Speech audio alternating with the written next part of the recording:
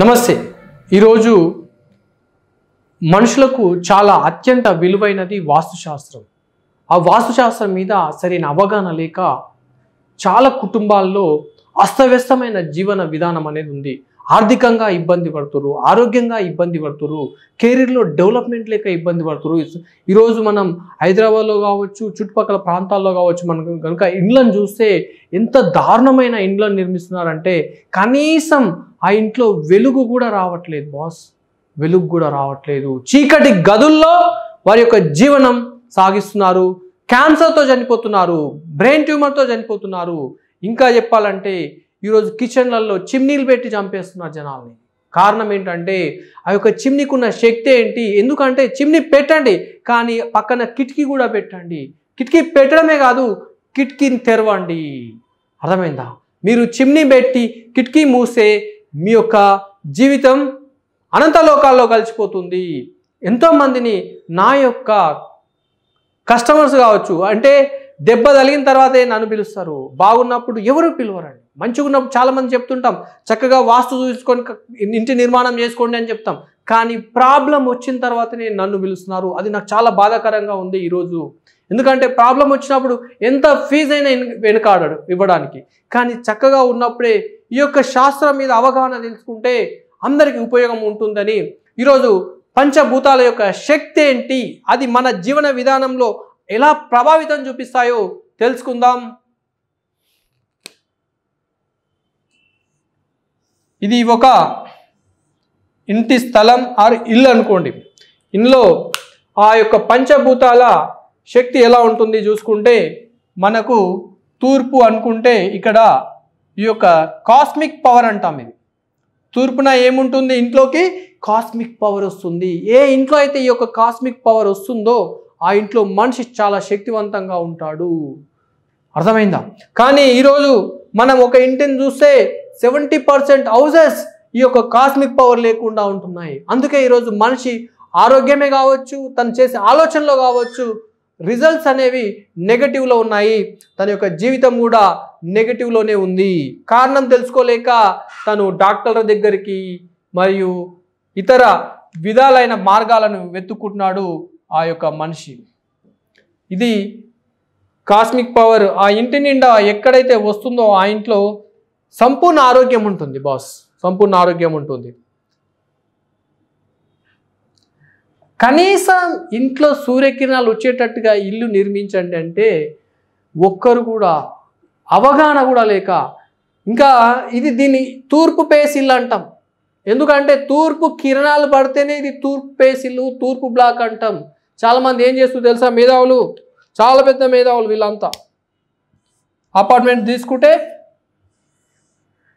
ఇక్కడ కూడా ఒక బ్లాక్ వస్తుంది, ఇక్కడ ఒక డోర్ పెడతాడు ఆయన. ఈ డోర్ పెట్టి ఇది ఈస్ట్ కదా, ఇది ఈస్ట్ కదా, ఇది తూర్పు అంటాడు, ఇది తూర్పు డోర్ అంటాడు, ఇది తూర్పు బ్లాకు, తూర్పు డోర్ సార్ మాకు బాగా కలిసి వస్తుంది సార్ అంటాడు. కానీ చూడండి ఇక్కడ తూర్పు ఉదయించే కిరణాలు ఇంట్లో పడుతున్నాయా? లేవు. కనీసం తూర్పు లక్షణాలు ఏమైనా ఉంటాయా అంటే ఏముండే దీనికి? ఇలాంటి ప్లాట్లు లక్షల కొద్దున్నాయి. ఈ ఇండ్లలో ఉన్న వాళ్ళకు, ఈ ఇంట్లో ఉన్న వాళ్ళకంటే ఈ ఇంట్లో ఉన్న వాళ్ళకి చాలా తక్కువ కలిసి వస్తుంది. ఆ ఇంట్లో కూడా కర్మగాలి ఇక్కడ ఒక లిఫ్ట్ పెట్టిండు అనుకో కష్టం, సర్వైవల్ కూడా కష్టం. అర్థమైందా? ఎందుకంటే ఈ యొక్క శక్తి తెలియకపోవడం వల్ల ఇలాంటి డిసిషన్స్ తీసుకుంటారు.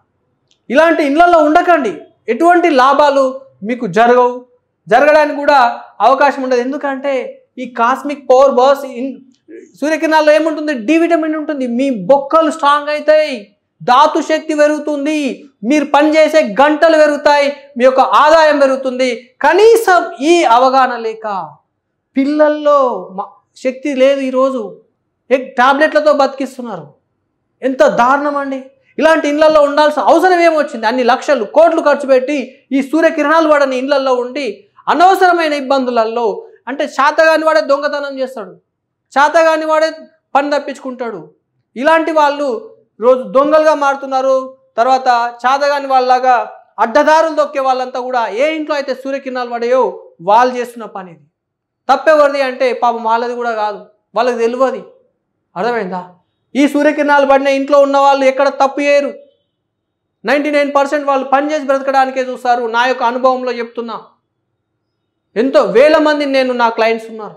కాబట్టి దయచేసి చెప్తున్నది ఒకటే, సూర్యకిరణాలు పడేటట్టుగా చూసుకోండి. ఒకవేళ ఇల్లు కట్టినా కూడా ఇక్కడ ఎక్కువ ప్లేస్ వదలడం వల్ల ఇక్కడ ఉదయించే కిరణాలు ఇలా కూడా వచ్చే అవకాశం ఉంటుంది మిత్రులారా. ఎందుకంటే అందరూ బాగుండాలి బాస్. ఒకరు బాగుండి ఒకరు పోతే ఈ యొక్క సమాజం ఎట్టి పరిస్థితుల్లో బాగుండదు. అందరూ బాగున్నప్పుడే ఈ యొక్క సమాజం బాగుంటుంది. ఎందుకంటే ఈ సూర్యకిరణాలలో కాస్మిక్ పవర్ ఉంటుంది. ఇక మన ఋషులు కూడా ఒకటి చెప్పారు. ఏం చెప్పారు అంటే, అయ్యా పొద్దున్న లేచి పూజ చేసే ముందు ఏం చేయమన్నాడు? దీపం పెట్టు అన్నాడు. అర్థమైందా? ఈ దీపంలో ఏమొస్తుంది అంటే వెలుగు వస్తుంది. వెలుగుతో పాటు ఏమొస్తుంది అంటే కాస్మిక్ పవర్ వస్తుంది. ఈ కాస్మిక్ పవర్ కొంతవరకు ఈ ఇంట్లో న్యాయం చేస్తుంది. ఆ ఇంట్లో కొంత శక్తి నిర్మిస్తుంది. అది ఆర్టిఫిషియల్. కానీ న్యాచురల్ ఏంది?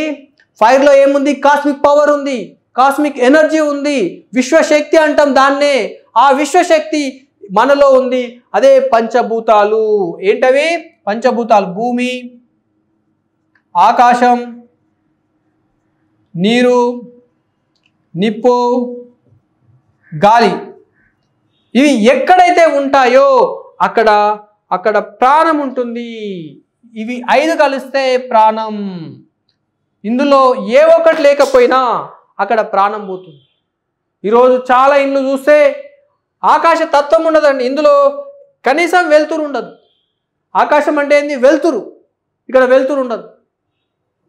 Magnetic power. భూమి అంటే మంచి భూమిలో అంటే డైరెక్షన్ ఏదైతే తూర్పుకు 90 డిగ్రీస్లో ఏదైతే ఉంటుందో అక్కడ 0 to 90 డిగ్రీ ఏదైతే ఉంటుందో అక్కడ ఎక్కువ పవర్ ఉంటుంది ఆ ఇంట్లో. అలాగే నీరు ఏం చేస్తుంది? మనిషి యొక్క శక్తిని నెగటివ్ నుంచి పాజిటివ్ తీసుకెళ్తుంది. అందుకే నీరు ఉన్న దగ్గరే మనిషి అట్రాక్ట్ అవుతాడు. ఎక్కడైతే చూడండి, ఎక్కడైతే నీరు ఎక్కువగా ఉంటుందో అక్కడ పట్టణాలు ఉన్నాయి. ఈరోజు నీరు ఎక్కువగా ఉన్న దగ్గర పట్టణాలు అంటే ఒక మనుషుల అట్రాక్షన్ పవర్ ఎక్కువ ఉండి అక్కడ జనాభా పెరుగుతుంది, పట్టణ ప్రగతి కూడా జరుగుతుంది అక్కడ.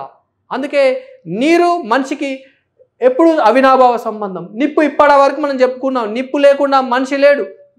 మంట కడుపులోనే ఉంది, కళ్ళల్లో ఉంది. అర్థమైంది? శరీరం అంతా కూడా వేడిగా ఉంటుంది. నిప్పుతోటే మనిషి ఉంటాడు. గాలి గురించి చెప్పాల్సిన అవసరం లేదు. గాలి ఉంటేనే మనిషిలో మూమెంట్ ఉంటుంది. అర్థమైందా? మనిషి కదలాలంటే గాలి కావాలి. వాతం వచ్చిందంట. వాతం అంటే గాలి లేదు. గాలి లేనప్పుడు ఏమవుతుంది? చేయబడిపోయింది. వాతం వచ్చింది అంటే అర్థం ఏంటంటే గాలి మనిషి లోపల ప్రవహించినప్పుడే తనలో యాక్షన్ అనేది ఉంటుంది. మరి ఇక్కడ ఈరోజు ఏం చేస్తూ తెలుసా? ఆ యొక్క అపార్ట్మెంట్స్ కావచ్చు, విల్లాస్ కావచ్చు, ఇండిపెండెంట్ హౌసెస్ కావచ్చు, ఏం చేస్తున్నారు? కంప్లీట్ బ్లాక్ చేసేస్తున్నారు. పాల్ సీలింగ్ పెడుతురు, విండోస్ మూస్తురు, ఏసీ వేస్తురు.